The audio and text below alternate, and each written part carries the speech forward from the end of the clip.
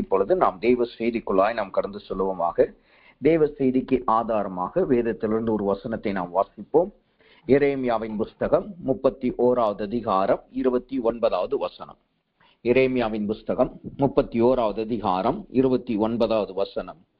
அந்த வார்த்தை இப்படியாக சொல்லுகிறது: பிதாக்கள் திராட்சை காய்களை தின்றார்கள், பிள்ளைகளின் பற்கள் கூசி போயின என்று அந்நாட்களிலே சொல்ல மாட்டார்கள். பிதாக்கள் திராட்சை காய்களை தின்றார்கள், பிள்ளைகளின் பற்கள் கூசி போயின என்று அந்நாட்களில் சொல்ல மாட்டார்கள். தேவனுடைய கிருபையினாலே இன்றைக்கு இந்த வசனத்தை வைத்து நாம் தியானிக்க போகிறோம். கர்த்தர் நம்மளோடு இடைபட போகிறார். அது தேவனுடைய செய்திக்காய் ஒரு நிமிடம் நாம் ஜெபித்து நாம் தெய்வ செய்திக்குள்ளாய் நாம் கடந்து செல்வோமாக. நாம் ஜெபிப்போம். அன்பின் பரலோக பிதாவே, துதிக்கிறோம், ஸ்தோத்திரிக்கிறோம். ஆண்டவரே, இந்த நாளிலும் தேவனுடைய கிருபையும் தயவும் எங்களோடு கொண்டதுக்காய் ஸ்தோத்திரம். இம்மட்டும் நீர் இந்த கூட்டத்தை நடத்தினீர், அதற்காய் நன்றி செலுத்துகிறோம். இப்பொழுதும் நீர் எங்களோடு இடைபெற்று வருவீராக. சுயம் மாமிசம் எல்லாம் மறைக்கப்படுவதாக. வார்த்தை எங்கள் இருதயத்தில் தங்கும்படி எங்களுடைய ஆவி, ஆத்மா, சரீரம், சிந்தனையுடைய கரத்தில் ஒப்படைக்கிறோம். தேவனை நீரே எங்களோடு இடைபெற்று வருவீராக. எல்லா துதி கனமையும் நாமக்கே செலுத்துகிறோம். இயேசுவின் நாமத்தில் ஜெபிக்கிறோம் நல்ல பிதாவே, ஆமென்.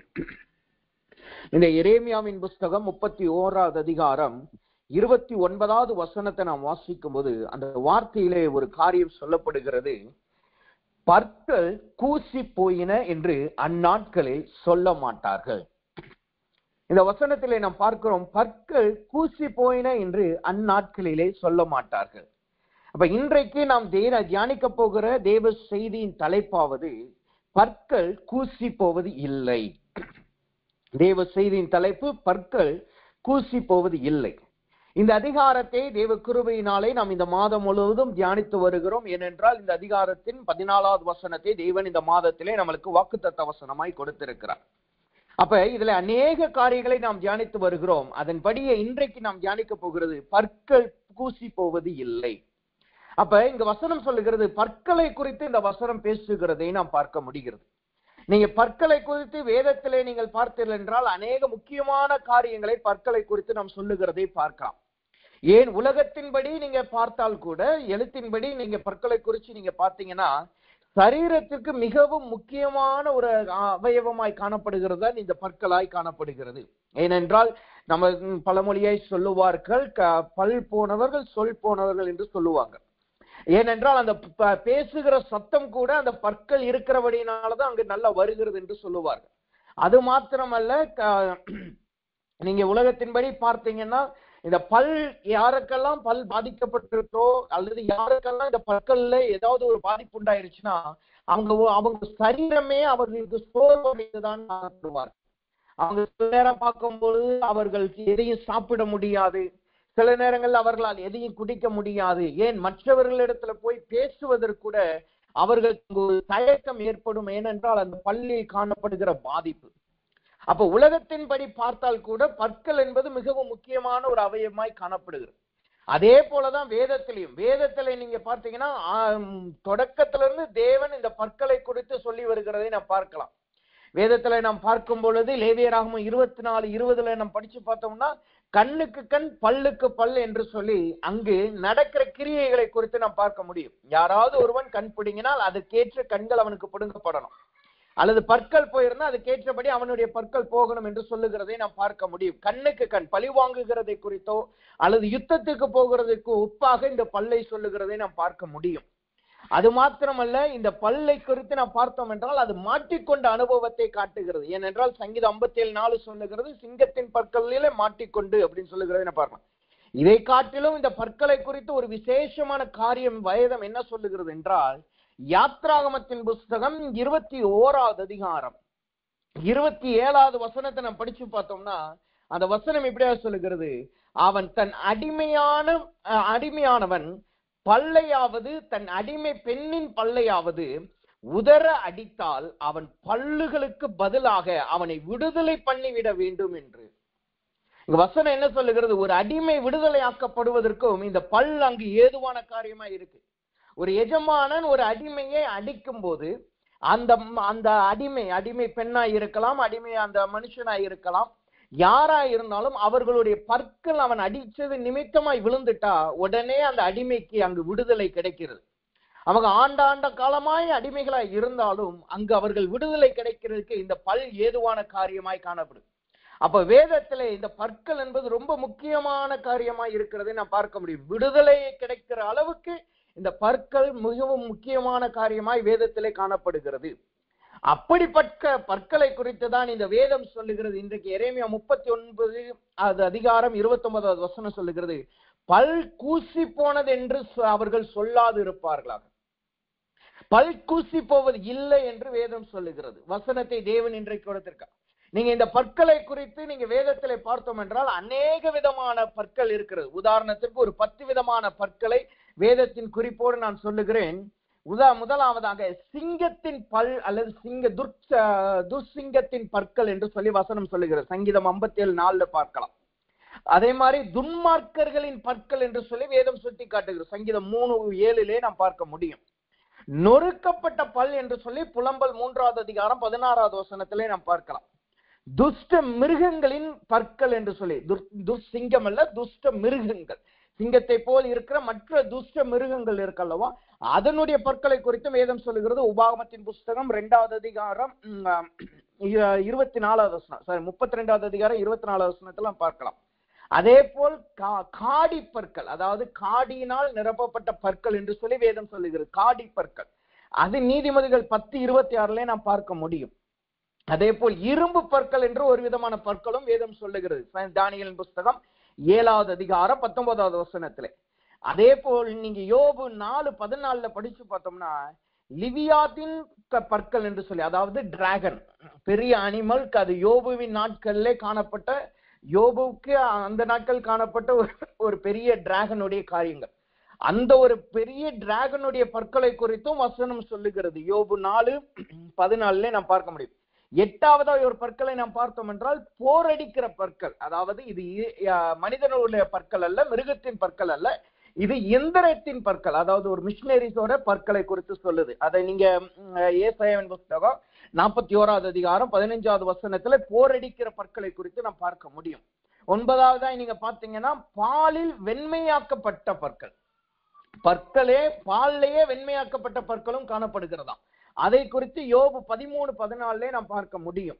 அது மாத்திரமல்ல, உடைந்த பல் என்று சொல்லி துரோகிகளை, அதாவது யாராவது ஒருவர் துரோகம் செய்துட்டா அந்த துரோகிகளை ஒப்பாக இந்த உடைந்த பற்கள் துரோகிகளுக்கு ஒப்பாய் வசனம் சொல்லுகிறது. நீதிமொழிகள் 25:19 நாம் பார்க்கும் பொழுது துரோகிகளுக்கு உடைந்த பல் என்று சொல்லி பேர் சுட்டுகிறதை நாம் பார்க்க முடியும்.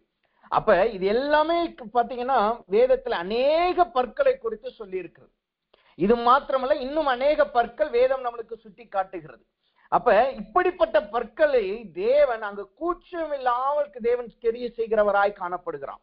பல் கூச்சம் என்று நாம் பார்த்தாலே நம்மளுடைய நல்ல ஒரு மாங்காயோ அல்லது நல்ல புளிப்புள்ள ஆகாரத்தை நீங்க சாப்பிட்டீங்கன்னா, கடிச்சு சாப்பிட்டீங்கன்னா, அதுக்கப்புறம் அந்த பல்ல பாத்தீங்கன்னா கொஞ்ச நேரம் அப்படியே கூச்சம் உள்ளதா இருக்கும். அதுல நீங்க எதையும் கடிக்கவும் முடியாது, எதையும் அதனால நீங்க கிரியை செய்வோ, அதனால பலமா எதையும் கடிச்சு நீங்க சாப்பிட முடியாது. அதைத்தான் வேதம் சொல்லுகிறது. இன்றைக்கு கூசி போன பற்கள் ஒன்றும் இல்லை என்று சொல்லி சொல்லுவார்கள் என்று சொல்லப்படுகிறது. அப்ப தேவன் இன்றைக்கு எப்படிப்பட்ட பற்களை நம்மளுக்கு கொடுக்கிறார்? கூசி போகாத பற்களை கொடுக்கிறார். நம்முடைய ஜீவியத்திலே நம்முடைய பற்கள் கூசி போயிருந்திருக்கலாம், நம்முடைய பற்கள் நிமித்தமாய் அல்லது நம்முடைய பலத்தினால் எதையும் செய்ய முடியாமல் காணப்படலாம். ஆனால் வேதம் சொல்லுகிறது, அவர் இன்றைக்கு கூசி போகாத பற்களை தேவன் நம்மளுக்கு கொடுக்கிறவராய் காணப்படுகிறாராம். அப்ப இங்க வசனம் சொல்லுகிறது, உங்கள் பற்கள் கூசி போகிறது இல்லை என்று சொல்லுகிறது. அப்ப பற்கள் கூசி போவதற்கான காரணம் என்ன? எதனால இந்த பற்கள் கூசி போயிருச்சா? எரேமியாவின் புஸ்தகம் 31வது அதிகாரம் 29வது வசனத்தை படிச்சு பார்த்தோம்னா அந்த வார்த்தை இப்படியாக சொல்லுது. எரேமியா 29:31-29 நம்ம படிச்சு பார்த்தோம்னா, திராட்சை காய்களை தின்றார்கள், பிள்ளைகளின் பற்கள் கூசி போயின. எதனால பற்கள் கூசி போகிறதாம்? திராட்சை காய்களை தின்றதனால். பிதாக்கள் திராட்சை காய்களை தின்றதனால பிள்ளைகளின் பற்கள் கூசி போகிறது. அப்ப பற்கள் கூசி போவதற்கான காரணம் என்ன? அவைகள் திராட்சை காய்களை புசித்ததனால். அப்ப திராட்சை காய் என்றால் என்ன அர்த்தம்? வேதம் அதை எதை சுட்டி காட்டுகிறது? நீங்க வேதத்துல படிச்சு பார்த்தோம்னா அடுத்த வார்த்தை சொல்லுகிறது, அவன் தன் அக்கிரமத்தின் நிமித்தமே சாவான். அப்ப திராட்சை காய் என்பது எதை ஒப்பிடுகிறது? அது அக்கிரமத்தை காட்டுகிறது, பாவத்தை காட்டுகிறது. ஏனென்றால் எசேக்கியேலின் புஸ்தகம் 15வது அதிகாரத்துல நீங்க படிச்சு பாத்தீங்கன்னா அங்க அது பாவம் என்று சொல்லப்படுகிறது. 18வது அதிகாரம் 4வது வசனத்துல அது சொல்லுகிறது பாவம் என்று சொல்லப்பட்டு இருக்கிறது. அப்ப திராட்சை காய்களை புசித்தது நிமித்தமாகத்தான் இங்க பற்கள் கூச்சம் அடைகிறதை நாம் பார்க்க முடிகிறது, பற்கள் கூசி போகிறதை காட்டுகிறது. அப்ப இன்றைக்கு தேவன் என்ன சொல்லுகிறார்? அவர் நம்முடைய அக்கிரமத்தினால் வருகிற விளைவுகளை தேவன் அங்கு நிறுத்தி போடுகிறதை நாம் பார்க்கிறோம். அக்கிரமத்தினால் வந்த பல்கூசல் என்ற போராட்டங்கள், பலவீனப்பட்ட போராட்டங்களை தேவன் அங்கு எடுத்து போடுகிறார். அது அக்கிரமத்தினாலதான் வந்தது, அது பாவத்தினாலதான் வந்தது, எல்லாம் உண்மைதான். ஆனால் இன்றைக்கு அவைகளை கிறிஸ்து நம்முடைய ஜீவியத்தை விட்டு எடுத்து போடுகிறவராய் காணப்படுகிறார். ஆனா இதுல இன்னொரு காரியம் என்ன தெரியுமா? நீங்க பற்கூசல் என்று நீங்க பாத்தீங்கன்னா இதே வசனத்துல 2 விதமான பற்கூசலை நாம் பார்க்கலாம். ஒண்ணு பிதாக்களினால் வருகிற பற்கூசமும், 2வது நாம் புசித்த திராட்சைகளினால் வருகிற பற்கூசம். அந்த வசனத்தை நான் மீண்டும் வாசிக்கிறேன். 29:30 பாருங்க. பிதாக்கள் திராட்சை காய்களை தின்றார்கள், பிள்ளைகளின் பற்கூசி போயின. முதலாவது இங்க சொல்லப்படுகிற பற்கூசம் எதனால் வருகிறதாம்? பிதாக்கள் சாப்பிட்ட திராட்சை கனிகளினால் வந்தது, திராட்சை காய்களினால் வந்தது. 2வது இன்னொரு பற்கூசமும் இந்த வசனம் சொல்லுகிறது, எந்த மனுஷன் திராட்சை காய்களை தின்பானோ அவனுடைய பற்கள் புசிக்கும். 2வது எந்த நாள் அந்த பற்கூசம் வருகிறதாம்? நாம் புசித்த திராட்சை காய்களினால் வருகிற பற்கூசத்தை காட்டுகிறது. அப்ப இதே வசனத்துல 2 விதமான பற்கூசலை நாம் பார்க்க முடியும். ஒண்ணு பிதாக்களினால் வந்த பற்கூசம், பிதாக்களில் தின்ற திராட்சைகளினால் வந்த பற்கூசத்தை காட்டுகிறது. 2வது நாம் சாப்பிட்ட திராட்சைகளினால் வந்த பற்கூசத்தை காட்டுகிறது. ஆனா இன்றைக்கு நாம் தியானிக்க போகிற வார்த்தை என்னவென்றால், இங்கே தேவன் எப்படிப்பட்ட பற்கூசத்தை அவர் நிறுத்தி போடுகிறாராம்? பற்கூச்சத்தை தேவன் நிறுத்தி போடுகிறாராம். அந்த வசனம் சொல்லுகிறது பிதாக்களின் சாப்பிட்ட திராட்சைகளினால். அப்படின்னா இது எதை காட்டுகிறது? நம்முடைய வாழ்க்கையிலே நாம் தவறு செய்யாவிட்டாலும், நம்முடைய பிதாக்கள் செய்த பாவத்தினால் வந்த சாபத்தை தேவன் இன்றோடு அவர் நிறுத்தி போடுகிறவராய் காணப்படுகிறார். நீங்க உலகத்திலே நீங்க பாத்தீங்கன்னா ஃபேமிலியா வர்ற டிசீஸை குறித்து நீங்க பார்க்க முடியும். குடும்ப ரீதியாய் அவர்களுக்கு அந்த காரியத்தை அவர்கள் சம்பந்தமே பட்டிருக்க மாட்டாங்க. ஆனா பிதாக்கள் அல்லது அவங்க தகப்பன் அவர்களுடைய பாட்டியோ தாத்தாவோ வைத்திருந்த அந்த வியாதி அவர்களுக்கு வந்தது நிமித்தமாய் இந்த பிள்ளைகளுக்கு வருவதை நாம் பார்க்க முடியும். அது ஃபேமிலியா வருது. உதாரணத்துக்கு டயபெட்டிஸ், சர்க்கரை நோயை பார்க்க முடியும். கேன்சர், சில குடும்பங்கள்லாம் கேன்சர் இருக்கும். காரணம், அந்த குழந்தைக்கு கேன்சர் வருவதற்கு எந்த அறிகுறியுமே இருக்காது. அவர்கள் நல்ல ஆகாரத்தை சாப்பிட்டு இருப்பாங்க, நல்ல புசிச்சு இருப்பாங்க, நல்ல வாழ்க்கை வாழ்ந்து இருப்பாங்க. ஆனாலும் அவர்களுக்கு கேன்சர் வந்திருக்கு. ஏன்னா அவங்களுடைய பிதாக்கள் அல்லது அவங்க முற்பிதாக்கள் நிமித்தமாய், அவர்களுடைய பெற்றோர்கள் நிமித்தமாய் அந்த கேன்சர் அந்த பிள்ளையினுடைய வாழ்க்கையில வந்திருக்கும். அதே மாதிரி டயபெட்டிஸை குறிச்சு நீங்க பாத்தீங்கன்னா, நீரிழிவு நோய், அதாவது சர்க்கரை நோயை குறிச்சு பாத்தீங்கன்னா, தகப்பனுக்கு இருந்தா இத்தனை %, தாய்க்கு இருந்தா இத்தனை % கண்டிப்பாய் வரும் என்று சொல்லி மருத்துவர் சொல்லுகிறதை நாம் பார்க்க முடியும். அதே போலதான் நீங்க வசனம் சொல்லுகிறது, பிதாக்கள் செய்த அக்கிரமத்தின் நிமித்தமாய் இங்கு பிள்ளைகளுக்கு தேவன் அவர்கள் விசாரிக்கிறவராய் காணப்படுகிறார். வசனத்தை நாம் உதாரணமாய் நாம் பார்த்தோம் என்றால், யோவான் புஸ்தகம் எரேமியாவின் புஸ்தகம் 15வது அதிகாரம் 4வது வசனத்தை நீங்க படிச்சு பார்க்கும்போது அங்கு தேவனே சொல்லுகிறார் பாருங்க. எரேமியாவின் புஸ்தகம் 15வது அதிகாரம் 4வது வசனம், எசேக்கியாவின் குமாரனும் யூதாவின் ராஜாவாயும் மனாசே எருசலேமில் செய்தவைகளின் நிமித்தம் அவர்களை பூமியில் உள்ள எல்லா ராஜாக்களிலும் அலைய பண்ணுவேன். இங்க பாருங்க என்ன நடக்கிறது. எசேக்கியாவினுடைய குமாரன் செய்த பாவத்தின் நிமித்தமாய், அவன் செய்த அக்கிரமத்தின் நிமித்தமாய் அங்கு எல்லாரும் மீது, தலையின் மீது அங்கு பாவம் வருகிறதை நாம் பார்க்க முடியும். அதே போல் ஆதாமின் நிமித்தமாக மனித குலம் பாவம் அடைகிறதையும், ஆதாம் ஏவாள் நிமித்தமாய் அந்த பாவம் தொடர்ந்து வருகிறதையும் நாம் பார்க்கலாம். இது பழைய ஏற்பாட்டுல மாத்திரமல்ல, புதிய ஏற்பாட்டுல கூட அங்க வசனம் சொல்லுகிறது. புதிய ஏற்பாட்டு காலத்திலும் இப்படிப்பட்ட ஒரு ஐடியாலஜி இருந்திருக்கு. யோவான் புஸ்தகம் 9வது அதிகாரம் 1வது வசனத்துல நாம் பார்க்கும் பொழுது, அங்கு சீசர்கள் இயேசுவின் இடத்துல கேட்கிறாங்க. அங்க ஒரு பிறவி குருடனை பார்த்துட்டு அவருடைய சீசர்கள் சொல்றாங்க, அவருடைய சீசர்கள் அவரை நோக்கி, ரபி, இவன் குருடனாய் பிறந்தது யார் செய்த பாவம்? இவன் செய்த பாவமோ அல்லது இவன் பெற்றவர்கள் செய்த பாவமோ என்று கேட்டார்கள். இவன் செய்த பாவமோ அல்லது இவன் பெற்றவர்கள் செய்த பாவமோ என்று சொல்லி அங்கு கேட்கிறதை நாம் பார்க்க முடிகிறது. அப்ப இப்படி காரியங்கள், இந்த பிதாக்களினால் வருகிற பற்குற்றம் என்பது எதை காட்டுது? பிதாக்கள் செய்த பாவத்தை பிள்ளைகள் அனுபவிக்க அதை பெற்றுக் கொள்ளுகிறதை நாம் பார்க்கிறோம். பிதாக்கள் செய்த பாவத்தினால் வந்த விளைவை பிள்ளைகள் அங்கு பெற்று அதிலே நடந்து அதிலே மாட்டிக்கொள்ளுகிறதை காட்டுகிறதை நாம் பார்க்க முடியும். அப்ப தேவன் என்ன சொல்லுகிறார்? அவர் நம்முடைய சாபத்தை நீக்கி போடுகிறவராய், நம்மளுடைய பற்கூச்சத்தை நீக்கி போடுகிறவராய் காணப்படுகிறார். எப்படிப்பட்ட பற்கூச்சத்தை தேவன் நம்மளுக்கு கொடுக்கிறது இல்லையா? அவர் நம்முடைய பிதாக்கள் செய்த பாவத்தினால் வந்த போராட்டங்கள், உங்களுடைய பிதாக்கள் செய்த பாவத்தினால் வந்த விளைவுகளை தேவன் நம்முடைய தலையில் இருந்து நீக்கி போடுகிறவராய் காணப்படுகிறார். நீங்க யோசிக்கலாம் அல்லது நாம் யோசிக்கலாம், ஐயோ நான் இப்படிப்பட்ட பாவம் செய்யலையே, நான் தேவனுக்கு நல்ல வாழ்க்கை தானே வாழ்றேன், நல்லா ஜெபிக்கிறேனே, நல்லா வேதம் வாசிக்கிறேனே, நான் நல்லா தானே வாழ்றேன், ஆனாலும் எனக்கு ஏன் இப்படிப்பட்ட போராட்டம் இருக்கிறது? ஏன் என் வாழ்க்கையில இப்படிப்பட்ட பிரச்சனைகள்? ஏன் என் வாழ்க்கையில இப்படிப்பட்ட வியாதிகள்? எதனால நான் இதை இப்படி பெற்றுக்கொள்கிறேன் என்று சொல்லி யோசித்தால் அது அநேக நேரம் எதனால் சம்பவிக்கிறதாம்? பிதாக்கள் செய்த பாவத்தினால் வருகிறதாய் காணப்படுகிறது. அப்ப தேவன் என்ன செய்கிறார்? அவர் இன்றைக்கு நம்முடைய பிதாக்களினால் வந்த எல்லா சாபங்களை தேவன் இன்றைக்கு அவர் நீக்கி போடுகிறவராய் காணப்படுகிறார்.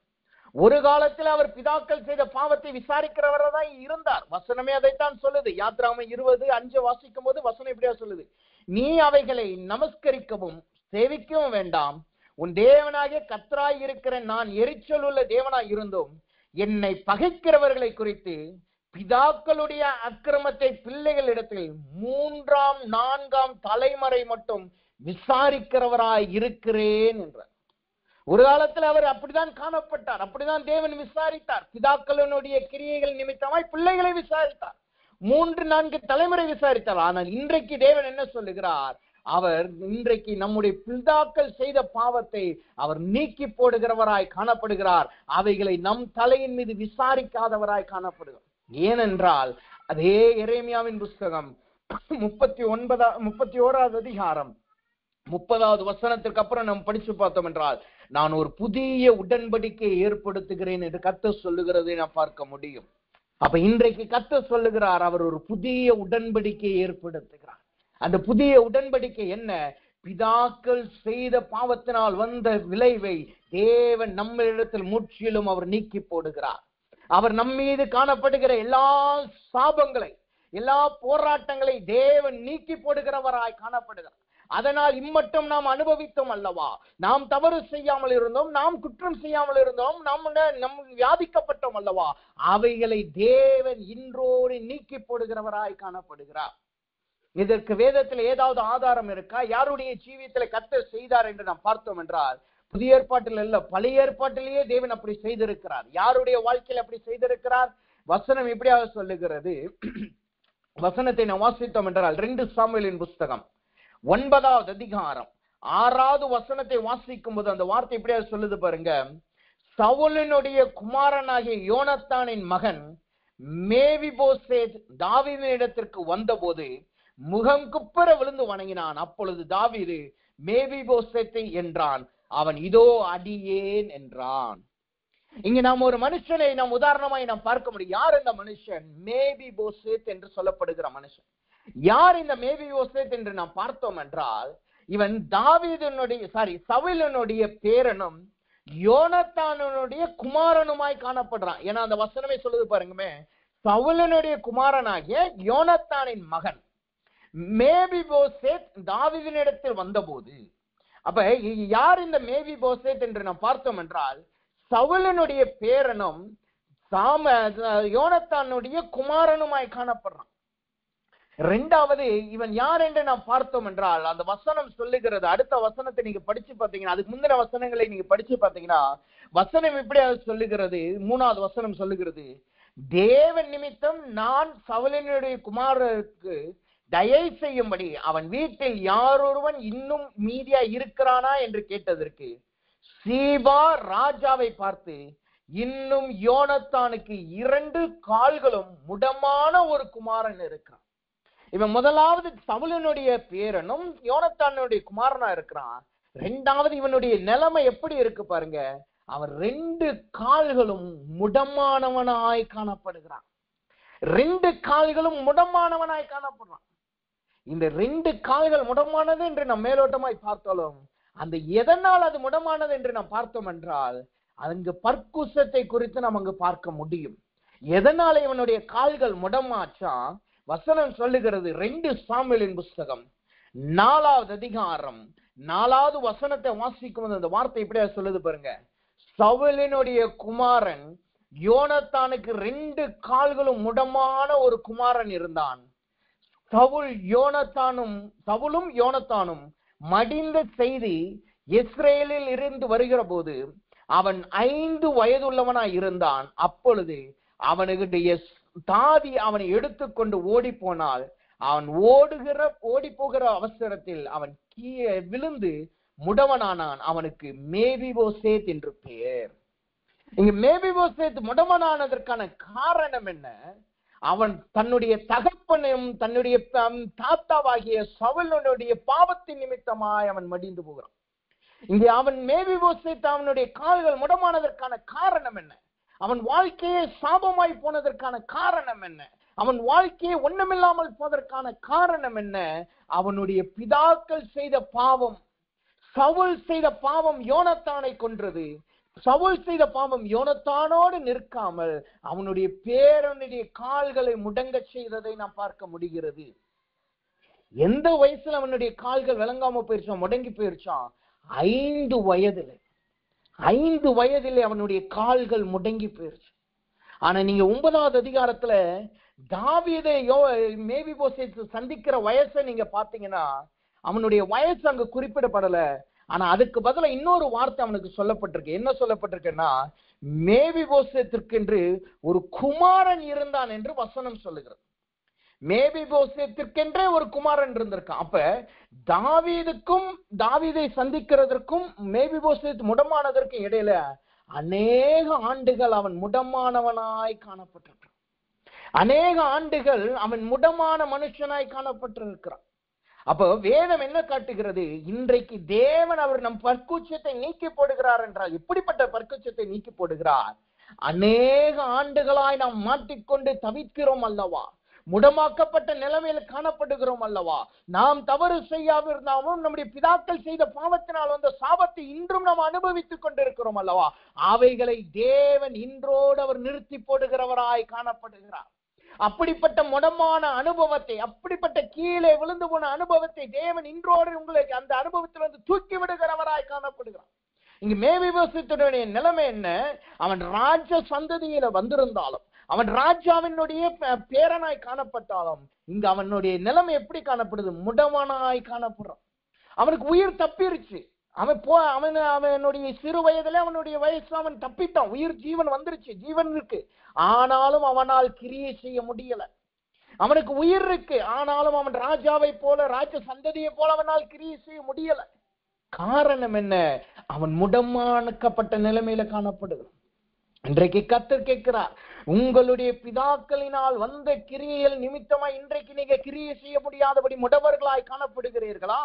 உங்கள் போராட்டத்திலிருந்து நீங்க தப்பிக்கணும், உங்களுக்கு விரோதமாக வந்த ஆபத்திலிருந்து தப்பிக்கணும் என்று ஓடுகிறதின் காரியத்திலே நீங்கள் விழுந்து போய் அதனால் உடமாக்கப்பட்டவர்களாய் காணப்படுகிறீர்களா? இது விழுந்து போகிறது, முடமாக்கப்பட்ட அனுபவம் என்பது எதை காட்டுது? ஏதோ ஒரு காரியத்திலே நாம் மாட்டிக்கொண்டதை காட்டுகிறது. நம் ஏதோ ஒரு காரியத்திலிருந்து நாம தப்பிக்கணும், இந்த காரியத்திலிருந்து நான் எப்படியாவது தப்பிக்கணும், இந்த போராட்டத்திலிருந்து தப்பிக்கணும் என்று சொல்லி ஓடி போய் வேறொரு காரியத்திலே நாம் மாட்டிக்கொண்டு அதே இடத்திலே மாட்டிக்கொள்ளுகிறதை காட்டுகிறது. அப்ப தேவன் சொல்லுகிறார், அப்படிப்பட்ட முடமான நிலைமையிலிருந்து தேவன் இன்றைக்கு நம்முடைய விடுதலை ஆக்குகிறவராய் காணப்படுகிறார். அப்படிப்பட்ட முடமான நிலைமையிலிருந்து தேவன் நம்மளுக்கு சுதந்திரத்தை கொடுக்கிறவராய் காணப்படுகிறார். இந்த முடமாக்கப்பட்ட நிலைமை என்பது பிதாக்களினால் வந்த பற்கூசத்தை காட்டுகிறது. அப்ப தேவனுடைய வார்த்தை சொல்லுகிறது, இன்றைக்கு அவர் நம்முடைய முடமாக்கப்பட்ட நிலைமையை அவர் மீண்டும் அதிலிருந்து விடுதலையாக்குகிறவராய் காணப்படுகிறார். நீங்க இங்க அந்த மேபிபோசேத்தை குறித்து நாம் பார்த்தோம் என்றால் அவனுடைய நிலைமை எப்படிப்பட்ட நிலைமையா இருக்கான். அவனே அவனுடைய வாயில சொல்றான் பாருங்க. 8வது வசனம் இப்படியா சொல்லுகிறது. மேபிபோசேத்தை சொல்லுகிறான். அவன் என்ன சொல்லுகிறான்? நான் நாயை போல் காணப்படுகிறேன் என்று சொல்லுகிறான். 2 சாமுவேலின் புஸ்தகம் 9வது அதிகாரம் நீங்க 8வது வசனத்தை படிச்சு பார்த்தீங்கன்னா அவன் சொல்றான், செத்த நாயை போல் இருக்கிற என்னை நீர் நோக்கி பார்ப்பதற்கு. அவன் ஒரு காலத்துல ராஜனுடைய பேரன், ஒரு காலத்துல அவனுக்கென்ற தாதிமார்கள் இருந்தாங்க, அவனுக்கென்று வேலையாட்கள் இருந்தாங்க, அவனுக்கென்று உதவி செய்ய ஆட்கள் இருந்தாங்க. ஆனா இன்னைக்கு அவனுடைய நிலைமை என்ன? அவன் செத்த நாயை போல. அவன் வெளியே ஓடி நல்ல நல்ல நிலைமையில இருக்கிற நாய் கூட இல்ல, செத்த நாய். அப்படின்னா என்ன? அவனால் ஓட முடியாது, அவனால் எந்த கிரியை செய்ய முடியாது. அவன் எல்லார் பார்வையிலும் ஒரு செத்த நாயை போல காணப்படுகிறான். அவனுடைய மனதின் நிலைமை அப்படி காணப்படுகிறது. அப்படிப்பட்ட நிலைமையிலிருந்து கர்த்தர் அவனை மீட்டுக் கொள்ளுகிறதை நாம் பார்க்க முடியும். எப்படி மீட்டுக் கொள்கிறார்? வசனம் சொல்லுகிறது, அவனை எப்படி பற்குசத்திலிருந்து தேவன் அவனை மீட்டுக் கொண்டாராம். அதே 2 சாமுவேலின் புஸ்தகம் 9வது அதிகாரம் 1 மற்றும் 2வது வசனத்தை வாசித்து பார்த்தோம் என்றால் அங்கு தாவீதை இங்க தேவன் இவனுக்காய் எழுப்புகிறதை நாம் பார்க்க முடியும். வசனம் சொல்லுது பாருங்க, யோனத்தானின் நிமித்தம் என்னால் தயவு பெறத்தக்கவன் எவனாவது சவுலின் வீட்டில் இன்னும் மீதியா இருக்கிறான் உண்டா என்று தாவீது கேட்டான். அப்பொழுது சவுலனுடைய வீட்டின் வேலைக்காரியாக சீபா என்னும் பேருள்ளவனை தேவனிடத்தில் அழைத்து வந்தார்கள். ராஜா அவனை பார்த்து, நீதான் சீபாவா என்று கேட்டான். அவன் அடியேன் என்றான். என்ன நடக்கிறது? தேவனே தாவீதை இந்த மேபிபோசுக்கு உதவி செய்யும்படி கர்த்தர் எழுப்புகிறதை நான் பார்க்க முடியும். இங்கு யோனத்தானின் நிமித்தமாய் சொல்றான். ஆனா அடுத்த வார்த்தையில் அவனே சொல்றான் பாருங்க, தேவனின் நிமித்தம் நான் சவுலின் குடும்பத்திற்கு தயவு செய்வேன். இன்றைக்கு கர்த்தர் சொல்லுகிறார், அவரின் நிமித்தமாய் கர்த்தர் உங்களுக்கு தயவு செய்ய போகிறார். அவரின் நிமித்தமாய் உங்களுக்கு தேவன் தயவு பட்டுகிறவனாய் காணப்படுகிறார். தேவனின் நிமித்தமாய் இங்கு மேபிபோசேத் அங்கு அவன் முடமாக்கப்பட்ட நிலைமையில் இருந்து அவன் உயர்த்தப்படுகிறதை நாம் பார்க்க முடியும். 2வதாக தேவன் அவனுடைய பற்குச்சத்தை தேவன் எப்படி நீக்கி போடுகிறாரா? வசனம் சொல்லுது பாருங்க, மேபிபோசேத் வந்து தாவீதின் இடத்துல சொல்றான், நான் உம்முடைய அடியேன் என்று சொல்லுகிறான். அதற்கு தாவீது சொல்லுகிறான், யோனத்தானின் நிமித்தம். 7வது வசனம் சொல்லுது பாருங்க, தாவீது அவனை பார்த்து, நீ பயப்படாதே, உன் தகப்பனாகிய யோனத்தானின் நிமித்தம் நான் நிச்சயமாய் உனக்கு தயவு செய்து. இது எதை காட்டுது? எந்த பிதாக்களினால் நாம் பற்குசத்தை பெற்றோமோ, எந்த பிதாக்கள் தின்ற திராட்சை காய்களினால் நம்முடைய வாழ்க்கையில வந்த சாபம் காணப்படுகிறதோ, அதே பிதாக்களின் நிமித்தமாய் தேவன் நம்மளை விடுதலையாக்குகிறவராய் காணப்படுகிறார். அவர்கள் பாவம் செய்தார்கள், அந்த பாவத்தின் கிரியை தான் நம்முடைய வாழ்க்கையில வந்துச்சு, எல்லாம் உண்மைதான். ஆனாலும் அவர்கள் நிமித்தமாகத்தான் கர்த்தர் இன்றைக்கு நம்மளை விடுதலையாக்குகிறவராய் காணப்படுகிறார். இங்க என்ன நடக்கிறது? முதலாவது தேவன் தாவீதை அவர் நிமித்தமாய் எழுப்புகிறார். 2வது அந்த தாவீதை யோனத்தானின் நிமித்தமாய் மேபிபோசத்துக்கு உதவி செய்ய வைக்கிறார். இன்றைக்கு கர்த்தர் சொல்லுகிறார், முதலாவது தேவன் உங்களுக்கு தயை பாராட்டி உங்கள் பல்கூச்சத்தை தேவன் நிறுத்தி போடுகிறார். 2வது அவர் உங்கள் பிதாக்களுக்கு தயை பாராட்டி அவர்கள் நிமித்தமாய் தேவன் உங்கள் வாழ்க்கையில் காணப்படுகிற எல்லாவற்றையும் எடுத்து போடுகிறவராய் காணப்படுகிறார். 3வதாக அங்க எப்படி அவனுடைய பல்கூச்சம் மாறுகிறது பாருங்க. தேவன் நிறுத்தி போட்டதனால் அங்க என்ன நடக்கிறது? வசனம் சொல்லுகிறது, 8வது வசனம் சொல்லத்துல நாம் பார்க்கும்போது அவன் சொல்லுகிறான், நான் செத்த நாயை போல் இருக்கிறேன். ஆனா 7வது வசனம் முடிவுல வசனம் இப்படியா சொல்லுகிறது, நீர் என் பந்தியில இருந்து நித்தமும் அப்பம் புசிப்பாய். எப்படிப்பட்ட நிலைமைக்கு கர்த்தர் அவனை மாற்றுகிறார் பாருங்க. ஒன்றுமில்லாதவனாய் காணப்பட்டவன், எல்லாவற்றையும் இழந்து 5 வயசுல எல்லாத்தையும் இழந்து போயிட்டான். 5 வயசுலயே முடவனாக்கப்பட்டுட்டான். தன் பலன் இல்லை, தன்னால் மற்றவர்கள் தயை இல்லாம வாழ முடியாது, எல்லாம் அவனுக்கு இருந்தது. செத்த நாயை போல மாறினான். ஆனா இப்ப அவனுடைய நிலைமை எப்படி மாறுது பாருங்க. அவன் என்ன செய்கிறான்? அவன் தாவீதுனுடைய ராஜாவின் பந்தியிலே அவன் உட்காருகிறவனாய் மாறுகிறான். ராஜாவின் பந்தியிலே அவன் அப்பம் புசிக்கிறவனாய் மாறுகிறான். இன்றைக்கு கர்த்தருடைய வார்த்தை சொல்லுகிறது, நீங்க கடந்த நாட்கள்ல நீங்க எல்லாத்தையும் இழந்து போயிருக்கலாம். மற்றவர்கள் பார்வையிலே செத்த நாயை போல காணப்பட்டிருக்கலாம். மற்றவர்கள் உங்களை அங்கீகரிக்காமல் இருக்கலாம். உங்களை ஏதோ ஒரு பொருட்டா கூட எண்ணாமல் இருக்கலாம். உங்களை உதாசீனப்படுத்துகிறதே அவர்களுடைய வேலையாய் இருந்திருக்கலாம். ஆனால் கர்த்தர் சொல்லுகிறார், இன்றைக்கு அவர் உங்கள் பற்கூசத்தை நிறுத்தி போடுகிறபடியினால் உங்களை ராஜாக்களோடு பந்தியிலே உட்காரும்படி கர்த்தர் செய்கிறார். உங்களை அப்படிப்பட்ட உயர்விலே தேவன் கொண்டு போய் நிறுத்துகிறவராய் காணப்படுகிறார். யோசித்து பாருங்க, சவுலுடைய பேரன் அவன் எல்லாவற்றையும் இழந்து போயிட்டான், முடவனாயிட்டான். ஆனாலும் கர்த்தர் அவனை உயர்த்தினார். கர்த்தர் சொல்லுகிறார், இன்றைக்கு நீங்க முடவர்களாய் இருக்கலாம். உங்கள் சூழ்நிலையில நீங்கள் முடங்கி போய் காணப்படலாம். உங்கள் பொருளாதாரத்துல முடங்கி போய் காணப்படலாம். உங்க அனுபவத்துல முடங்கி போய் காணப்படலாம். உங்களுடைய வரங்களிலோ கிரியைகளில் நீங்கள் முடங்கி போய் காணப்படலாம். கர்த்தர் அந்த முடக்கத்திலிருந்து தேவன் உங்களை எழுப்புகிறவராய் காணப்படுகிறார். அவர் எழுப்புகிறது மாத்திரமல்ல, ராஜாவின் பந்தியிலே உட்கார வைக்கிறவராய் காணப்படுகிறார். ராஜாவின் பந்தியிலே உட்காருகிறது என்று சாதாரண விஷயம் கிடையாது. எல்லாராலையும் ராஜாவினுடைய பந்தியில உட்கார முடியாது. ஏன், ராஜஸ்திரீ கூட ராஜாவினுடைய பந்தியில போய் நேரடியா உட்கார முடியாது. நீங்க எஸ்தர் புஸ்தகத்துல நீங்க படிச்சு பாத்தீங்கன்னா, எஸ்தர் சொல்லுகிற, ராஜா அழைக்காம நாங்க போக முடியாது. அப்படிப்பட்ட தகுதியுள்ள இடத்திலே தேவன் நம்மளை உயர்த்தி வைக்கிறவராய் காணப்படுகிறார். மற்றவர்களால் நுழைய முடியாது, அதிகாரம் இல்லாமல் நுழைய முடியாது. ஆனால் கர்த்தர் நம்முடைய முடவத்திலிருந்து தேவன் நம்மளை எழுப்பி அப்படிப்பட்ட ராஜாவின் உட்காருகிற ஸ்தலத்திலே நம்மளையும் அவர்களோடு உட்கார பண்ணுகிறவராய் காணப்படுகிறார். நான்காவதா இங்கே மேபிபோசேத்துக்கு என்ன நடக்கிறது? வசனம் சொல்லுகிறது, இழந்த எல்லாவற்றையும் அவன் திருப்பி கொண்டான். என்ன நடக்கிறது? 7வது வசனத்தை படிச்சு பார்த்தீங்கன்னா அந்த வார்த்தையை சொல்லுது பாருங்க, நீ பயப்படாதே, உன் தகப்பன் யோனத்தான் நிமித்தம் நான் நிச்சயமாய் உனக்கு தயவு செய்து உன் தகப்பனாகிய சவுலின் நிலங்களை எல்லாம் உனக்கு திரும்பி கொடுப்பேன், உனக்கு திரும்பி கொடுப்பேன். இதுதான் தேவன் நம்மளுடைய பற்கூசலை நிறுத்தி போவதற்கான அடையாளமாய் காணப்படும். ஒன்னு ராஜாக்களோடு நம்ம உட்காருவோம், ஆனா ராஜாக்களின் தயவையே நம்ம நாடி இருக்க மாட்டோம். அதற்கு பதிலா என்ன நடக்குது? தேவன் நம்மளுக்கென்று ஒரு அடையாளத்தை கொடுக்கிறார். அங்க வசனம் சொல்லுது பாருங்க, உன் தகப்பனாகிய சவுலின் நிலங்களை எல்லாம் உனக்கு கொடுப்பேன். சொன்னா என்ன அர்த்தம்? அவன் இழந்து போன எல்லாவற்றையும் அவன் பெற்றுக் கொள்கிறான். எந்த நிலைமையிலே சவுல் மரித்து போனான், யோனத்தான் மரித்து போனான் என்று ஓடி வந்தாங்களோ, தாதியினால் தூக்கி ஓடி வரும் பொழுது கீழே விழுந்தானோ, அந்த நிலைமையிலிருந்து கர்த்தர் அவனை தூக்கி இன்றைக்கு அவன் இழந்து போனவைகளை எல்லாவற்றையும் தேவன் திரும்ப கொடுக்கிறவராய் மாறுகிறார். இதுதான் தேவன் பற்கூசத்தை நிறுத்தி போடுவதற்கான அடையாளமாய் காணப்படுது. அப்ப கர்த்தர் சொல்லுகிறார், அவர் உங்கள் பற்கூசத்தை நிறுத்தி போடுகிறார் என்றால் என்ன அர்த்தம்? உங்களுடைய நிலைமையிலிருந்து முதலாவது உங்களை தூக்குகிறார். அவர் உங்களை தூக்கி ராஜ்ய பாரத்திலே ராஜாக்களோடு உட்கார பண்ணுகிறார். ஆனால் அதோடு தேவன் நிறுத்தி விடுகிறது அல்ல. ராஜாவின் தயவையே நாடி நீங்க வாழ போகிறது அல்ல. நீங்கள் உங்களுடைய சொந்த காலிலே தேவன் நிறுத்த பண்ணுகிறார். இங்க என்ன நடக்கிறது?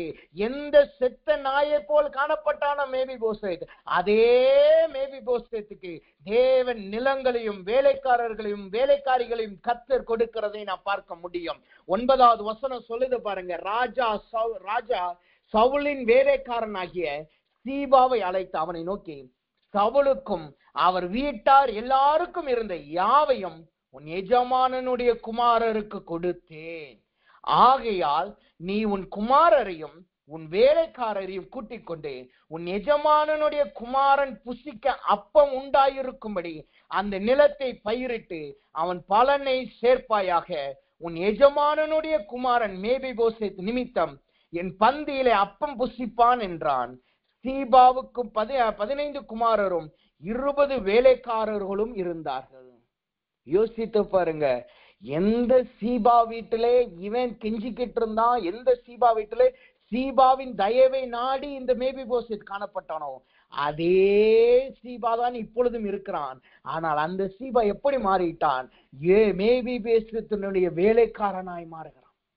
மேபிபோசேத்துக்கு உதவி செய்கிறவனாய் மாறுகிறான். மேபிபோசேத்துக்காய் நிலங்களை பயிரிட்டு அவன் அதனுடைய ஆசீர்வாதத்தை மேபிபோசேத்துக்கு கொடுக்கிறவனாய் மாறுகிறான். இதுதான் கர்த்தர் பற்கூசத்தை நிறுத்தி போடுது. ஒரு காலத்திலே சீபாவின் வீட்டிலே தயவை நாடிக்கிட்டு இருந்தான். அவன் ராஜாவினுடைய குமாரன்ங்கிறதுனால சீபா அவனுக்கு தயை பாராட்டிக்கிட்டு இருந்தான். சீபா இவனுக்கு எஜமானனை போல இருந்தான். ஆனா இன்னைக்கு அதே சீபாவை கர்த்தர் இந்த மேபிபோசேத்திற்கு பாதத்திற்கு கீழாய் கொண்டு வந்தார்.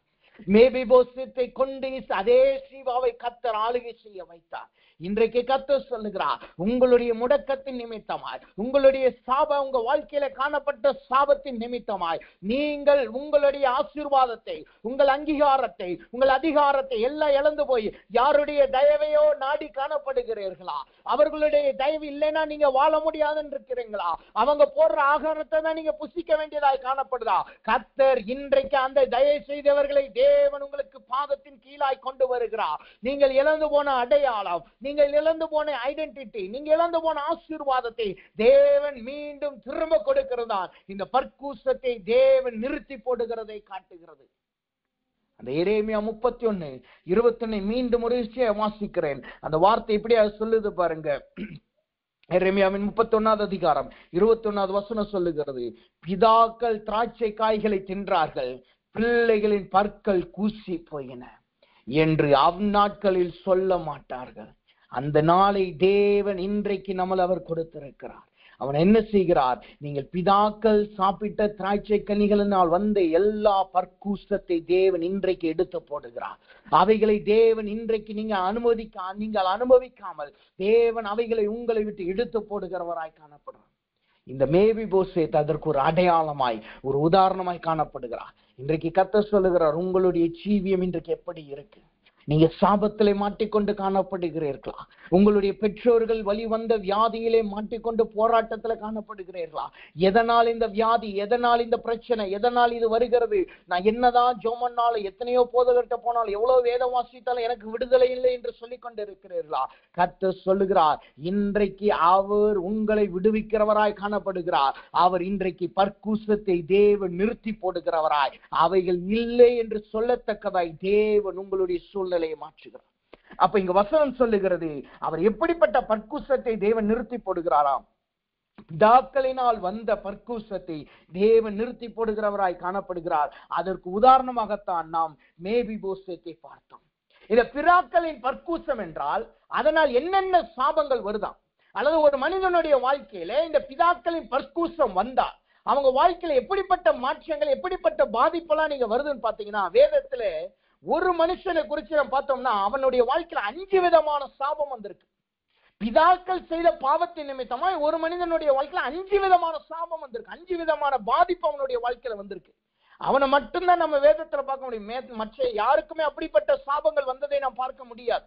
அப்படிப்பட்ட பற்கூசம் வந்ததை நாம் பார்க்க முடியாது. அந்த ஒரு மனுஷன் யாராம், யாருடைய வீட்டாரை காட்டுகிறது?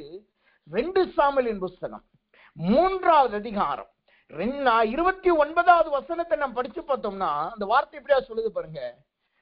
மோவாபினுடைய தலையின் மேலும் அவன் தகப்பன் குடும்பத்தின் மேலும் சுமந்திருப்பதாக மோவாபின் வீட்டாரிலே பிரமியக்காரனும் குஷ்டரோகியும் கோலொன்றி நடக்கிறவனும் பட்டயத்தால் விழுகிறவனும் அப்பம் குறைச்சல் உள்ளவனும் ஒரு காலம் ஒளிந்து போவது இல்லை என்றார். பற்கூசம் ஒரு மனிதனுடைய வாழ்க்கையில காணப்படுது, அல்லது பிதாக்களினால் வந்த சாபம் ஒரு மனிதனுடைய வாழ்க்கையில காணப்படுதுன்னா அவங்க வாழ்க்கையில என்னென்ன காரியம் இருக்குமா? 5 விதமான காரியம் அவர்களுக்கு அடையாளமா இருக்கு.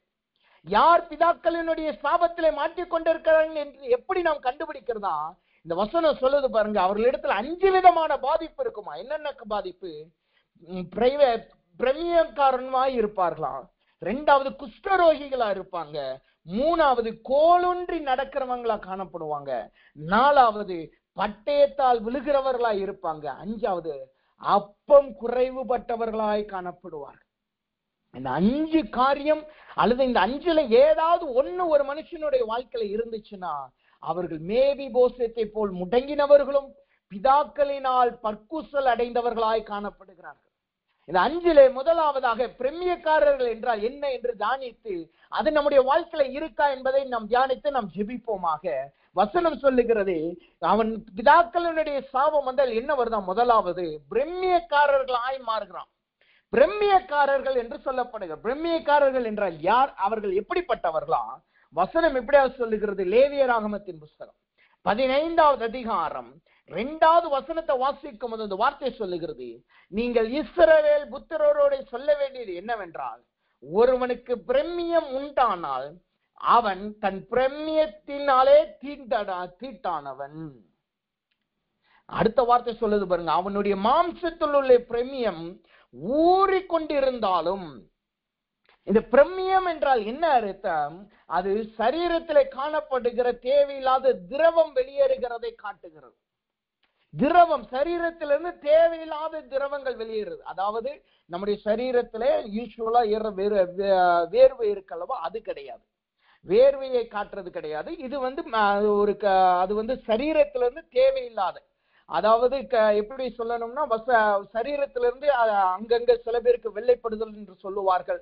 சில பேருக்கு நீங்க பாத்தீங்கன்னா கொப்பளங்கள் வர்றதை நம்ம பார்க்க முடியும். அது ஒரு கையில வந்துருச்சுன்னா அதை நீங்க உடைச்சிட்டீங்கன்னா அப்படியே பரவிட்டு மற்ற இடங்களுக்கு எல்லாம் போகும். அதுதான் இந்த சரீரத்துல இருந்து வெளியேறுகிற பிரமியத்தை காட்டுகிறது. அப்ப இங்க வசனம் சொல்லுது, ஒரு மனிதன் பிதாக்களின் சாபத்தினால் மாட்டிக்கொண்டிருந்தான், அவனுடைய வாழ்க்கையில பர்க்கூசம் இருந்தால் அவனுடைய வாழ்க்கையில என்ன இருக்குமாம்? தேவையில்லாத போராட்டங்கள் அவன் வாழ்க்கையில காணப்படும். தேவையில்லாத சரீரத்திலிருந்து வெளியேறுகிற பிரம்மியம் அவனிடத்துல காணப்படுமா. வசனம் சொல்லுது பாருங்க, பிரம்மியம் இருந்தால். இந்த பிரம்மியத்தை 2 விதமான பிரம்மியம் என்று வசனம் சொல்லுகிறது. மாம்ச பிரம்மியத்திலே 2 விதமான பிரம்மியம் இருக்காம். அந்த வசனம் சொல்லுது பாருங்க, 3வது வசனம் சொல்லுது, பிரம்மியம் ஊறிக்கொண்டிருந்தாலும் அவன் பிரம்மியம் அடைபட்டு இருந்தாலும். இந்த 2 காரியம் 2 விதமான வியாதியை இங்கே காட்டுகிறது. ஒண்ணு பிரம்மியம் ஊறிக்கொண்டிருந்தாலும், 2வது அடைபட்டு இருக்கிற பிரம்மியம். அடைபட்டு இருக்கிற பிரம்மியம் என்றால் என்னன்னா, அது ஒரு கொப்பளம். நீர் கொப்பளங்கள் வரும் அல்லவா, சரீரத்துல நீர் கொப்பளங்கள் வரும்.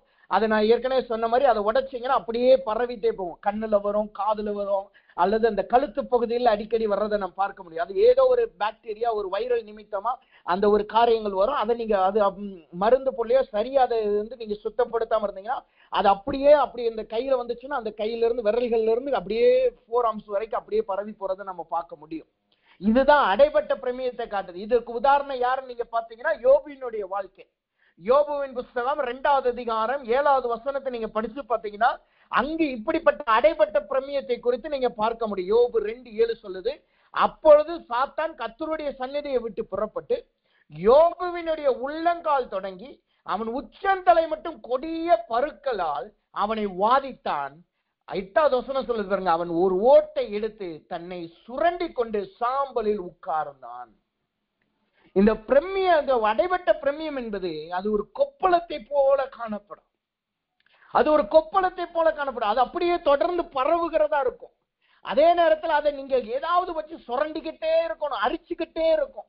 அதை நீங்க தொடலைன்னா உங்க கை சும்மா இருக்காது. நீங்க சும்மாவே இருந்தாலும் அதை எப்படியாவது எதையாவது வச்சு சொரிஞ்சுக்கிட்டு ஏதாவது வச்சு பண்ணிக்கிட்டே இருக்கணும்னு சொல்லலாம்.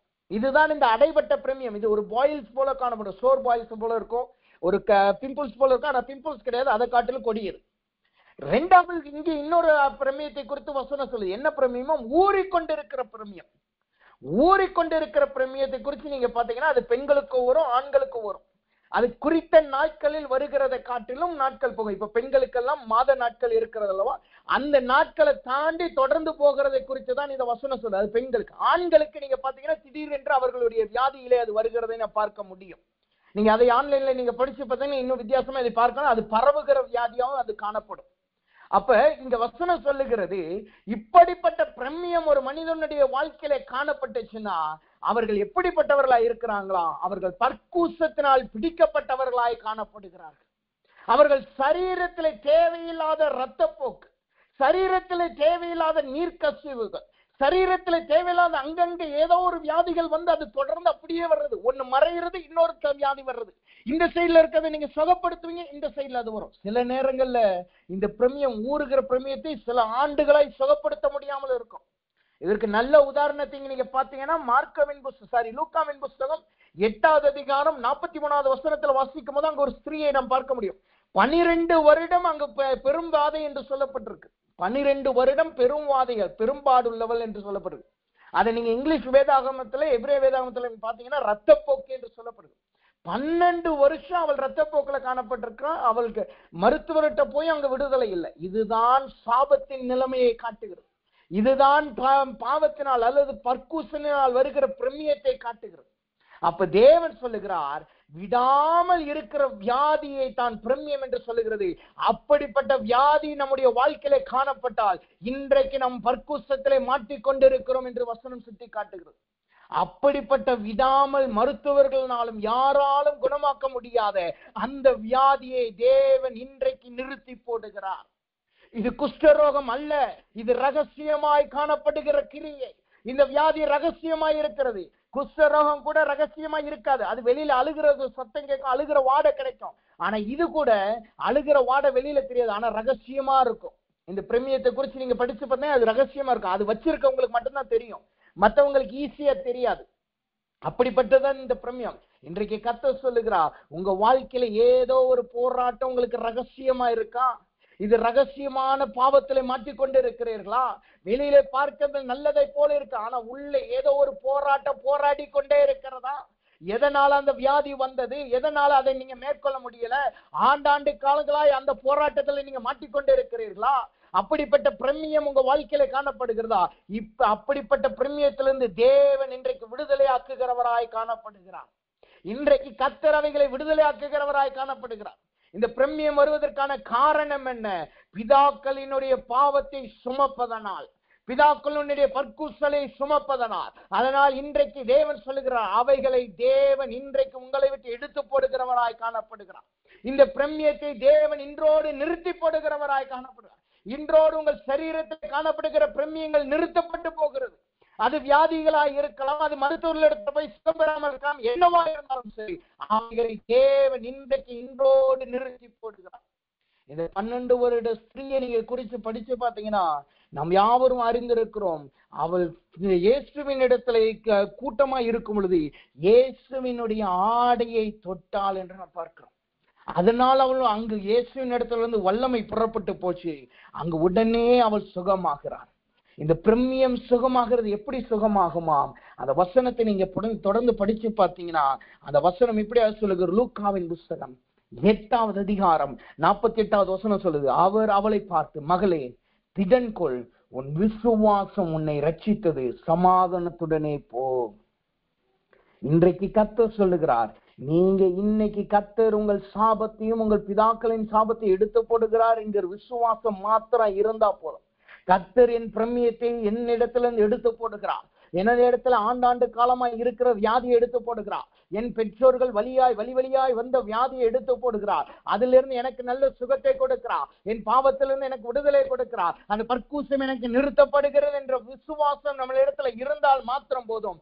தேவன் அவைகளை இன்றோடு எடுத்து போடுகிறவராய் காணப்படுகிறார். இன்றோடு அவைகளிலிருந்து நம்மளுக்கு விடுதலை கொடுக்கிறவராய் மாறுகிறார். அப்ப கர்த்தருடைய வார்த்தை சொல்லுகிறது, அவர் இன்றைக்கு தம்முடைய வல்லமையை அனுப்பி நம்மளை இந்த பொற்கூசலில் இருந்து விடுதலை ஆக்குகிறவராய் காணப்படுகிறார். அப்ப முதலாவது தேவன் எப்படிப்பட்ட பற்கூசலில் இருந்து நம்மளை விடுதலை ஆக்குகிறாராம்? பிரம்மியம் என்கிற பற்கூசல், பிரம்மியம் என்கிற பற்கூசல், வியாதி என்கிற பற்கூசல், அம்மறைமுக அந்தரங்க வியாதியிலிருந்து தேவன் இன்றைக்கு விடுதலை கொடுக்கிறவராய் மாறுகிறார். இந்த பிரம்மியத்தை நீங்க குறிச்சு பாத்தீங்கன்னா, அந்த குறிச்சு நீங்க படிச்சு பார்க்கும்போது அதை குறித்து நான் கூகுள்ல சர்ச் பண்ணி பார்த்து ஒரு ஸ்டடி பண்ணும்போது தான் நான் பார்த்தேன், இது அநேகருக்கு டிரான்ஸ்மிட் ஆகிறது, அநேகருக்கு தாவுகிறதாய் காணப்படுது. அது ஒருத்தவங்களுக்கு வந்துருச்சுன்னா அது தொடக்கத்துல அவங்களுக்கு தெரியாதாம், ஆனா காலம் போக போகதான் அவங்களுக்கு தெரியுமா. ஆனா அதுல மாட்டிக்கிட்டாங்கன்னா அதை வெளியில யார்ட்டையும் சொல்லவும் முடியாது. அதே நேரத்துல அதுல இருந்து எப்படி விடுதலை ஆகணும்னு கூட அவர்களுக்கு தெரியாது. இதுலயே நிறைய பேர் மாட்டிக்கொண்டு அதிலேயே நிறைய பேர் அவசியப்படுகிறதாய் காணப்படுறான்னு சொல்லி ஒரு ரிசர்ச், ஒரு ஸ்டாட்டிஸ்டிக்ஸ் சொல்லுது. அப்ப தேவன் சொல்லுகிறார், உங்களுக்கு மாத்திரம் தெரிஞ்சிருக்கலாம், உங்களுக்கு மாத்திரம் இருக்கிற ரகசியமா இருக்கலாம், ஆனால் எல்லாவற்றையும் அறிந்திருக்கிற கர்த்தரா இருக்கிறபடினால் இன்றைக்கு அவர் உங்களுடைய பிரம்மியத்தை அவர் நிறுத்தி போடுகிறவராய் இருக்கிறார். அது அடைபட்ட பிரம்மியமா இருக்கலாம், அது ஊறிக்கொண்டிருக்கிற பிரம்மியமா இருக்கலாம். எந்த பிரம்மியமா இருந்தாலும் சரி, தேவன் அவைகளிலிருந்து உங்களுக்கு விடுதலையை கொடுக்கிறவராய் மாறுகிறார். இந்த வசனம் சொல்லுது, இந்த பிரம்மியம் ஒரு மனிதனுடைய வாழ்க்கையில இருந்தா அவனுக்கு என்ன நடக்குதான், அது ஆவிக்குரிய ரீதியா அந்த மனுஷனை எப்படி பாதிக்குது தெரியுமா? வசனம் சொல்லுகிறது, லேவியராகமத்தின் புஸ்தகம் 22வது அதிகாரம் 4வது வசனத்தை படிச்சு பார்த்தோம்னா அந்த வார்த்தை சொல்லுகிறது, ஆரோனின் சந்ததியாரில் எவன் குஷ்டரோகியோ, எவன் பிரம்யம் உள்ளவனோ அவன் சுத்தமாகும் மட்டும் பரிசுத்தமானவைகளில் புஷ்டிக்கலாகாது. பிணத்தினாலே தீட்டுப்பட்டவர்களினால் எதையாய் தொட்டாலும் அந்த வசனம் சொல்லுது பாருங்க, அவன் பிரமியம் உள்ளவனோ அவன் சுத்தமாகும் மட்டும் பரிசுத்தமானவைகளை புசிக்கலாகாது. யாரிடத்துல பிரமியம் இருக்கிறதோ அல்லது யார் பிரமியத்தினால் பாதிக்கப்பட்டிருக்கிறார்களோ அவர்கள் தேவனுடைய பரிசுத்தத்தை அவர்களால் புசிக்க முடியாது. அவர்கள் தேவனுடைய பரிசுத்தத்தை புசிக்க முடியாது. அவர்கள் தேவனிடத்தில் ஐக்கியம் கொள்ள முடியாது. பரிசுத்தமான ஆகாரமாகிய தேவ வசனத்தை அவர்கள் உட்கொள்ள முடியாது. பரிசுத்த நாட்களை அவர்களால் அனுசரிக்க முடியாது. அவங்க எப்ப பார்த்தாலும் தேவனை குற்றம் சாட்டுகிறவர்களா இருப்பாங்க. அவர்கள் எப்ப பார்த்தாலும் தேவனும் அவர்களுக்கும் தேவர்களை விட்டு விலகினவர்களாய் காணப்படுவார்கள். அதான் இங்க வசனம் சொல்லுது பாருங்க, அவர்கள் தீட்டுப்பட்டவர்கள், அவர்கள் பரிசுத்தமானவைகளை புசிக்கலாகாது. அவர்கள் தேவனால் கொடுக்கப்படுகிற பரிசுத்தத்தை அவர்களால் புசிக்க முடியாது. இதனாலதான் இந்த வசனம் சொல்லுது, அது ஒரு அந்தரங்கத்தின் கிரியை. இன்றைக்கு அநேக தேவ பிள்ளைகள் வெளியரங்கமாய் பரிசுத்தமாய் இருக்கிறாங்க, வெளியரங்கமாய் பார்க்க நல்ல வாழ்க்கை வாழ்றாங்க, வெளியரங்கமாய் பார்க்க நல்ல விசுவாசி என்று தேவ பிள்ளைகள் ஊழியக்காரர் என்று சொல்லுகிறாங்க. ஆனா அவங்க அந்தரங்கத்துல நீங்க போய் பார்த்தீங்கன்னா, கொஞ்ச நாள் அவர்களை ரகசியமாய் நோட்டமிட்டு பார்த்தோம்னா அவர்களிடத்துல அந்தரங்கத்தின் பாவத்தில் அவர்கள் மாட்டிக்கொண்டிருப்பாங்க. அந்த அந்தரங்கத்தின் பாவம் என்ற உடனே நம்ம செக்சுவல் பாவம் என்று மாத்திரம் நினைக்க கூடாது. அவர்கள் வெளியிலே பார்க்க நல்ல நன்கொடை கொடுக்கிறவர்களா இருப்பாங்க, ஆனா உள்ள பார்த்தா ரகசியமாய் அவர்கள் அந்த அனனியா சப்பீராளை போல அந்த பங்கை எடுத்து ஒளித்து வைத்துக் கொள்ளுகிறவர்களா இருப்பாங்க, பணாசை உள்ளவர்களா இருப்பாங்க. வெளியிலே பார்க்க நல்ல அன்புள்ளவர்களா இருப்பாங்க, ஆனா உள்ள போனோடனே அறைக்குள்ள போனோடனே அவன் இடத்துல எல்லாம் நான் ஏன் பேசினேன், அடுத்த தடவை அவன் என் கண்ணு முன்னாடியே வரக்கூடாது என்று சொல்லி அவனுக்கு விரோதமாய் பின்னாக பேசுகிறவர்களாய் காணப்படுவார்கள். இது எல்லாமே அந்தரங்கத்தின் கிரியை காட்டுகிறது. வெளியில பார்க்க நல்ல கிரியை செயலா இருப்பாங்க, ஆனா உள்ள பார்த்தா துர்க்கிரி அவர்கள் இருக்கும். இதனாலதான் இயேசு சொன்னார், அவர்கள் வெள்ளையடிக்கப்பட்ட கல்லறை. இதுதான் பிரமியத்தினால் மாட்டிக்கொண்டவர்களை காட்டுகிறது. அவர்கள் வெள்ளையடிக்கப்பட்ட கல்லறை. வெளியிலே பார்க்க வெள்ளையா இருக்கு, ஆனா உள்ள துர்க்குணம் துர்நாற்றம் இருக்கிறது. இதுதான் பிரமியம்.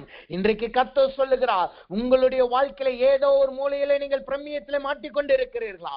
அந்தரங்கத்தின் பாவத்திலே அந்தரங்கத்தின் கிரியையிலே மாட்டிக்கொண்டு இருக்கிறீர்களா? உங்களுடைய கிரியை தெரிகிறதா? நீங்கள் உள்ளே அழுகி போனவர்களை போல காணப்படுகிறீர்களா? கர்த்தர் இன்றைக்கு பிரமியத்தினாய் மாட்டிக்கொண்ட நம்மளை சுத்தப்படுத்துகிறவராய் காணப்படுகிறார். அன்றைக்கு பிரதான ஆசாரியர்களும் லேவியர்களும் அப்படி காணப்பட்டார்கள். ஆனால் இன்றைக்கு அநேக தேவ பிள்ளைகளுடைய ஜீவியம் இப்படிதான் இருக்கிறது. ஆனா நாம் அப்படி மாட்டிக்கொள்ள கூடாது. நாம் அந்த கிரியையிலே மாட்டிக்கொள்ள கூடாது. நம்முடைய வாழ்க்கை உள்ளும் புறமும் தேவனுக்கு பிரியமுள்ள வாழ்க்கையா இருக்கணும். அந்தரங்கத்திலும் சரி வெளியரங்கமாயும் நாம் தேவனுக்கு பிரியமான ஜீவியம் வாழுகிறவர்களாய் இருக்கணும்.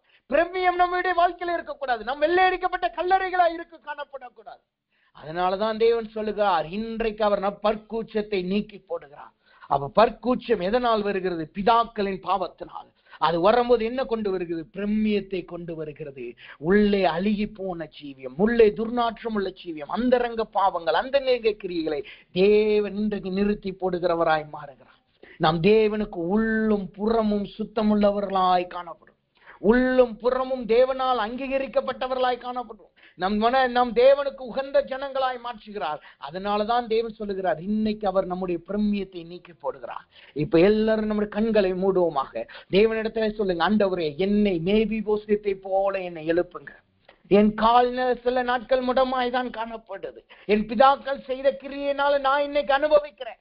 அவங்க வாங்கின கடன் என் தலை மேல இருக்கு. அவங்க வாங்கின பொருளாதார பிரச்சனை என் மேல இருக்கு. அவங்களுக்கு வந்த வியாதி எனக்கு இன்னைக்கு வந்திருக்கு.